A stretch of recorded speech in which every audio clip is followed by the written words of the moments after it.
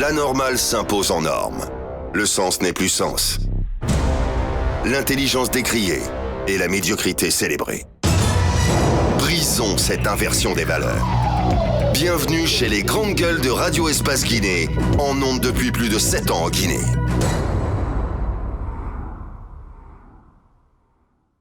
On en vient à ces sanctions préconisées. Là, c'est vraiment avec un pincement au cœur, la mort dans l'âme qu'on en parle. Ces sanctions préconisées par le conseil disciplinaire de la Confédération africaine de football contre la Guinée, suite donc à une réclamation portée à son appréciation par la Fédération guinéenne, la Fédération sénégalaise de football sur de supposés cas de fraude sur l'âge de 2 joueurs du Sili Cadet, récent finaliste malheureux de la CAN de sa catégorie disputée en Tanzanie. On en parle dans un instant avec, si tout va bien, le général Mathurin Bangoura, deuxième vice-président de la Fédération guinéenne de football, qui va intervenir dans cette émission. Moussa Moïse, ces sanctions préconisées, parce qu'il faut rappeler que c'est pas définitif. C'est pas définitif, l'affaire est pendante devant le TAS. C'est pas définitif, mais je pense que ça a produit déjà l'effet que ça ne devait pas produire. Bien, on va aller avec le gouverneur. On va aller avec monsieur général Mathurin Bangoura, deuxième vice-président de la FEGU Foot en direct. Bonjour mon général. Bonjour avocat.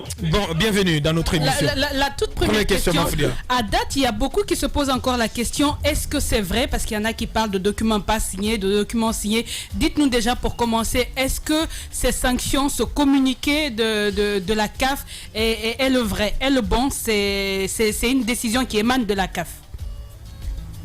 Tout à fait, ça je le confirme, c'est une décision qui émane de la CAF. Alors est-ce que les doubles passeports qui sont mentionnés comme grief contre la Guinée, est-ce que ces deux footballeurs excédaient l'âge de participer à la compétition? Bon, à ce niveau, ça c'est les éléments qui sont contenus dans la notification qui a été envoyée par la CAF. Il nous revient, nous, en tant que fédération, d'infirmer ou de confirmer ce qui a été dit. Parce que la CAF s'est accentuée sur les 2 identités utilisées par les joueurs et les 2 numéros de passeport utilisés par les joueurs. Donc pour le moment, il nous reviendra de faire des démarches pour savoir si on peut infirmer ou confirmer ce qui a été dit. Mais ils se sont accentués sur les 2 points pour faire la décision. Oui, mais mon général, la question de bon sens quand même que tout le monde se pose, c'est pourquoi la Fédération guinéenne de football n'a pas répondu à la convocation du conseil de discipline. Oui, ça nous l'avons dans le document qu'ils nous ont envoyé, la décision qui a été envoyée à la Fédération guinéenne de football, ils ont notifié pour dire qu'à partir de la date du 5 mai, la Fédération a été demandée de se faire représenter au niveau de ce conseil, chose qui n'a pas été faite par la fédération. Donc, puisque les conseils ont déjà été contactés, c'est-à-dire les avocats qui ont été contactés par la fédération guinéenne de football, et devraient se présenter devant la commission, chose qui n'a pas été faite. Donc, il fallait bien que nous, à notre niveau, que nous nous réunissons pour savoir exactement pourquoi cela a été. Donc ça aussi, je confirme effectivement que la fédération n'a pas été présente à la dite rencontre qui a été parce que vous présumiez déjà de l'issue de cette réunion ou pas? Pardon? Parce que vous n'avez pas été, vous n'avez pas répondu à l'appel, à la convocation du conseil disciplinaire de la CAF, parce que on peut supposer que vous saviez déjà, d'ores et déjà, ce qui allait sanctionner comme décision cette réunion. Non, pas du tout. Pas du tout. Ce n'est pas parce qu'à l'avance, on savait qu'une sanction allait tomber. C'est pour cette raison on n'a pas été présent lors de la réunion. Non, loin s'en faut. Parce qu'il fallait pour un premier temps prendre contact avec nos avocats qui allaient représenter la fédération à cette rencontre. C'est vrai, on a péché par endroit du fait qu'on n'est pas allé. Mais ce n'est pas à l'avance qu'on a su qu'on devrait être débouté. Voilà pourquoi on n'est pas allé. Bien. Donc l'affaire est devant le TAS. La cause n'est pas totalement perdue pour la Guinée. Non, l'affaire est devant le TAS. Pas du tout. Pas du tout. Contrairement à ce que les gens sont en train de dire. Pas du tout. Nous avons été expliquez-nous cette commission. Oui. Et qu'est-ce que nous avons fait? Le même jour que le courrier a été reçu, nous avons interjeté appel le même jour. On était dans les délais, parce qu'il fallait attendre 72 heures après. Donc, nous avons interjeté appel le même jour que le courrier a été reçu. Donc, quant à dire que la décision a été exécutoire, elle n'est pas exécutoire, parce que nous avons déjà interjeté appel et nous attendons que les avocats soient en face de la commission pour qu'on puisse discuter de la question. Mais quant à dire, comme j'ai entendu certains le dire, que c'est une décision qui a été exécutoire, elle n'est pas exécutoire. Elle n'est pas définitive. Ce sont des décisions préconisées. Allez-y, Moussa. Oui. Gérald, rassurez-nous que nous n'allons pas subir une deuxième claque, parce que je pense que si le vin est tiré, il faudrait, quel que soit son goût, le boire. Mais si vous êtes sûr que nous avons des moyens de défense assez solides pour aller défendre l'honneur du pays auprès du tribunal arbitral, là, je pense que c'est possible d'y aller. Parce que je le dis avec beaucoup de circonspection. Selon les informations, le Sénégal s'est basé sur des copies de passeports utilisées par ces mêmes jeunes du côté du Japon. Et nous savons que tout ça, c'est électronique. Si des copies de ces passeports existent avec une traçabilité avec des dates de naissance différentes, là, ça devient compliqué, mon général. Tout à fait, je suis bien d'accord avec vous que ça devient compliqué, mais il vous souviendra quand la compétition se jouait en Tanzanie. Avant même la fin de la compétition, le Sénégal avait porté plainte contre l'équipe guinéenne. Et sur place, là-bas, les démarches ont déjà été commencées. Et c'est à l'issue de cette démarche que le Sénégal a été débouté par rapport à cette première plainte qui a été déposée au nom de la Tanzanie. Donc, nous n'allons pas baisser les armes pour dire que oui, on a utilisé 2 passeports, chose qui reste à vérifier, parce qu'ils ont donné des dates, mais il nous revient, nous, Fédération guinéenne de football, de voir dans quelle mesure cette vérification peut être faite. Mais nous n'allons pas laisser les armes pour dire oui, parce qu'ils ont déjà les copies de ces passeports. La première réserve du Sénégal portait plutôt sur l'âge des joueurs, et notamment le moins de preuves soulevées, c'était les IRM que la FAC a fait prévaloir. Alors qu'aujourd'hui, c'est d'autres moyens de défense que le Sénégal exhibe. Non, logiquement, puisque le tournoi préliminaire s'est joué au Sénégal. Moi-même, j'étais là, le tournoi préliminaire s'est joué au Sénégal. Et à ce moment, les examens ont été faits, les examens de l'IRM ont été faits.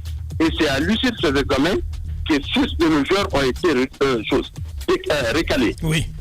6 de nos joueurs ont été récalés à Dakar. Et c'est les 14 qui ont continué la compétition. C'est avec les 14 qu'ils ont joué la finale. Et on a été battu en finale par l'équipe sénégalaise, par un score de 4-0. Pourquoi à ce moment, ils n'ont pas posé, le Sénégal n'a pas posé le problème que l'IRM, sachant que les enfants sont déplacés pour un premier temps et qu'ils avaient une date de naissance qui était de 2001, et en second ressort, ils ont utilisé d'autres passeports qui dataient de 2000, dont les dates de naissance étaient de 2002. Donc à ce moment, pourquoi le Sénégal n'a pas porté plainte? Pour dire que les joueurs ne devraient pas prendre part à ce tournoi dès l'instant que les autres ont été déjà récalés par l'examen de l'IRF. Donc nous avons des éléments d'appréciation qui nous permettent d'aller avec nos avocats pour défendre ce dossier. Parce qu'il a été déjà défendu en Tanzanie et au premier ressort, le Sénégal a été débouté. Ouais, la CAF n'est pas en train de se dédire quand même, mon général. Est-ce qu'on peut avoir aujourd'hui le sentiment que la CAF se dédie avec l'IRM, l'âge des joueurs, parce qu'elle avait déjà tranché au moins 2 fois? Qu'est-ce qui a la priorité sur l'autre entre les tests IRM et les passeports falsifiés, si tant est que ce soit vrai? Qu'est-ce qui passe sur l'autre? Non, en principe, c'est le test. Pour que vous participez à un tournoi d'une catégorie donnée, le premier examen qui doit être fait, c'est un examen médical. Et jusqu'à preuve de contraire, c'est cet examen médical. C'est à l'issue de cet examen médical qu'on qualifie les joueurs ou qu'on les disqualifie. Donc pour nous, jusqu'à preuve de contraire, c'est l'examen l'IRM qui a disqualifié 6 de nos joueurs qui doivent être pris en compte dès l'instant que les joueurs ont été déjà qualifiés. Ils sont allés en phase finale et discuter jusqu'à la finale de cette même catégorie avec une équipe camerounaise. Mon général, on n'a que 20 secondes. Qu'est-ce que vous avez à dire au peuple de Guinée pour le rassurer par rapport à ce qui pourrait advenir? Ce que je peux demander au peuple de Guinée, c'est vrai, on a été touché. Je demande à tout le monde de garder l'espoir. que la Fédération guinéenne de football utilisera tous les moyens qu'il lui faut pour aller au niveau de la Confédération africaine de football et défendre ce dossier, contrairement à ce que les gens sont en train de dire. Je profite de votre antenne pour dire qu'aujourd'hui, la Fédération guinéenne de football a adressé un courrier au ministère des Sports, qui est notre tutelle, pour que, officiellement, le gouvernement guinéen soit informé de ce qui est en train de se passer. Parce qu'au-delà de la fédération, il faut comprendre que c'est la politique qui doit jouer. Le Sénégal est allé jusqu'au bout. Alors, la CAF, qui a débouté pour une première fois le Sénégal, je ne trouve pas normal qu'après 2 saisons, et qu'on dise que non, la Guinée a été déboutée cette fois-ci pour dire qu'elle doit subir cette sanction. Donc, il faudrait bien que le département des sports, qui est déjà informé par la voie d'un courrier, que nous nous levons, parce que les avocats sont déjà au niveau de la CAF, ils sont en train de débattre. Donc, je demande à la population guinéenne de rester sereine. La Fédération guinéenne fera de sorte à ce que cette plainte qui a été déposée et la conclusion qui a été tirée par la commission juridique, que nous fassions de sorte à ce que la Guinée ait raison. Mais pour le moment, les démarches sont en train d'être suivies par nos avocats qui ont été déjà contactés depuis le 13. Général Mathurin Bangoura, deuxième vice-président de la Fédération guinéenne de football. Merci à vous, mon général. Merci pour toutes ces précisions. Ça en est terminé pour aujourd'hui. Merci à tous les 5. Merci à notre réalisateur du jour, Mohamed Diaby, Doua Diaby, du côté de la radio. Mamoudou Kondé, le colosse du côté de la télé. Notre ingénieur du son, Nala Sidibé. On remet ça dès demain à 9h. Portez-vous bien, au revoir.